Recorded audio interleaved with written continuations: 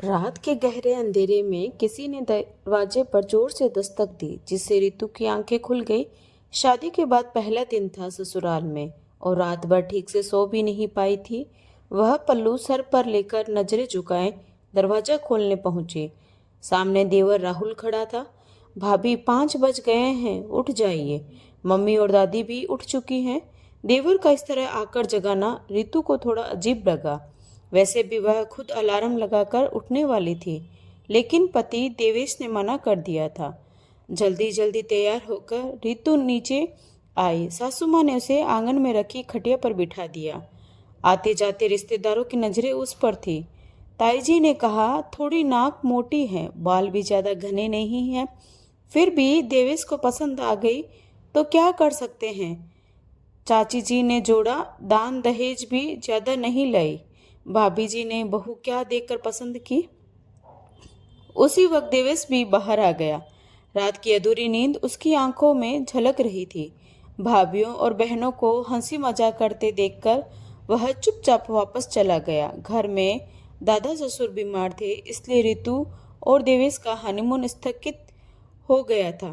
रितु का मन था कि वो देवेश के साथ घूमने जाए, लेकिन उसे समझौता करना पड़ा। कुछ ही दिनों में रितु ने रसोई का काम संभाल लिया, लेकिन राहुल को हर छोटी बड़ी बात में टोका टाकी करने की आदत थी। घर में ननंद नहीं थी तो वह ननंद का काम भी दिल से निभाता था। कभी खाने में मीन मेख निकालता, कभी आराम करने पर शिकायत कर देता। शादी के 6 महीने बाद दादा ससुर का निधन हो गया। रितु सोच रही थी, काश वे हनीमून पर चले गए होते। देवेश का जन्मदिन नजदीक था और रितु उसे उपहार देना चाहती थी। उसने राहुल से बाजार चलने का अनुरोध किया और वहां देवेश के लिए कुर्ता पजामा लिया, लेकिन राहुल ने तुरंत टोक दिया। भाभी, इतनी महंगी चीज बिना मम्मी पापा से पूछ ले ली। अब हर चीज में उनसे पूछना चाहिए। रितु चुपचाप घर लौट आई। देवेश को रात में उपहार दे दिया। राहुल देवेश से 4 साल छोटा था, लेकिन चालाकी में कहीं आगे था। वह हमेशा रितु की हर गतिविधि पर नजर रखता और छोटी छोटी बातें भी मम्मी को बता देता था। एक बार रितु अपने सहेली के घर गई और वहां जींस पहनकर कुछ तस्वीरें खिंचवाई। राहुल ने उसकी फोटो मम्मी को दिखा दी, जिससे घर में काफी हंगामा हुआ। अब रितु गर्भवती हो गई थी और राहुल की हरकतों से परेशान थी। एक दिन रितु की 6 महीने की बच्ची बाहर खेल रही थी और रितु रसोई में थी। बच्ची के रोने पर रितु बाहर आई तो राहुल उसे गोद में लेकर बोला, भाभी आप खाना बनाइए, बच्चे तो रोते ही रहते हैं। रितु मन मारकर रसोई में चली गई और जल्दी जल्दी खाना बनाकर बच्ची को दूध पिलाया। उसने देवेश से शिकायत की, लेकिन देवेश सीधा साधा था और राहुल की तेज तर्रार बातों के सामने कुछ नहीं बोल पाता था। जल्द ही राहुल की शादी हो गई और ऋचा उसके जीवन में आ गई। शादी के दूसरे दिन ऋचा सुबह 7 बजे तक सोती रही तो रितु ने दरवाजा खटखटाया। राहुल बाहर आया और कहा, भाभी ये क्या तरीका है? ऋचा सो रही है, उसे थकान है, थोड़ी देर आराम करने दो। रितु ये सुनकर चुप रह गई। सासू माँ ने भी कहा, नई बहू है, सोने दे। कुछ समय बाद दादी की तबीयत बिगड़ गई, लेकिन राहुल और ऋचा हनीमून पर जाने की जिद कर बैठे। घर पर दादी की तबीयत खराब होते हुए भी वे नहीं रुके। हनीमून से लौटने के 4 दिन बाद दादी का निधन हो गया। रितु सब कुछ चुपचाप सहती रही, पर उसका मन भारी रहता कि उसकी मेहनत और त्याग के बावजूद घर में उसे कभी उचित सम्मान नहीं मिला। रितु की ससुराल में नई बहू ऋचा का आना सबके लिए खुशी का कारण बना हुआ था।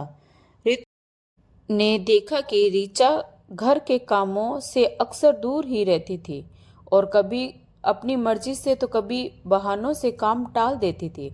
जब कभी मामा के घर जाने का मन होता या फिर राहुल के साथ बाहर घूमने की योजना होती तो ऋचा तुरंत चली जाती। एक बार रितु ने सासू माँ से शिकायत की कि ऋचा को भी घर के काम में थोड़ा योगदान देना चाहिए, तो सासू माँ ने जवाब दिया, तू है ना रितु, रसोई संभाल ही लेती है। ऋचा के तो घूमने फिरने के दिन है, उसे अपनी जिंदगी जीने दे। फिर एक दिन ऋचा बाजार से एक महंगी ड्रेस लेकर आई और उत्साहित होकर दिखाने लगी, कल राहुल का जन्मदिन है, उन्हें उपहार में दूंगी। उसने मम्मी जी से पूछा कि इतनी महंगी ड्रेस खरीदने की अनुमति है या नहीं। सासू माँ हंसते हुए बोली, रीचा समझदार है, उसे शॉपिंग के लिए पूछने की जरूरत नहीं। यह देखकर रितु का मन खिन्न हो गया। रोज रोज रीचा और राहुल का पक्षपात देखकर उसका गुस्सा अंदर ही अंदर बढ़ता जा रहा था।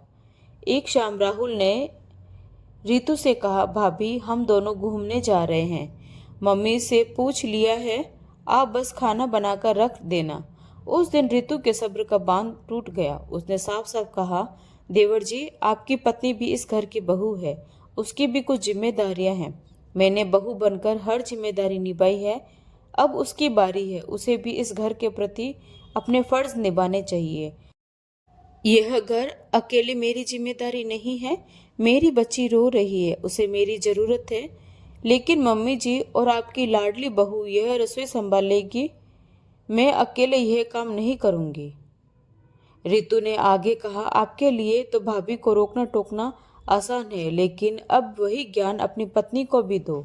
उसको भी बहू बनकर इस घर के फर्ज निभाने चाहिए। और एक बात कहूँ, कल को आपके भी बच्चे होंगे, वो रोते रहेंगे और ऋचा को रसोई का काम करना पड़ेगा, तब आपको भी ये दर्द समझ में आएगा। मैं एक माँ हूँ और अपनी बेटी की तकलीफ को समझ सकती हूँ, लेकिन आपकी पत्नी को इस दर्द से बचाने की कोशिश करूंगी। रितु ने अपनी बेटी को गोद में लिया और कमरे में चली गई। वहां उसने देवेश से लिपटकर सारा दर्द हल्का किया। देवेश ने उसकी हिम्मत की सराहना की और कहा, आज तुमने हिम्मत दिखाई है, मैं तुम्हारे साथ हूँ। अगले दिन रितु सुबह 5 बजे की बजाय 6 बजे उठी। रसोई में गई तो देखा रीचा भी वहां थी। उस दिन रीचा और रितु ने मिलकर रसोई संभाली।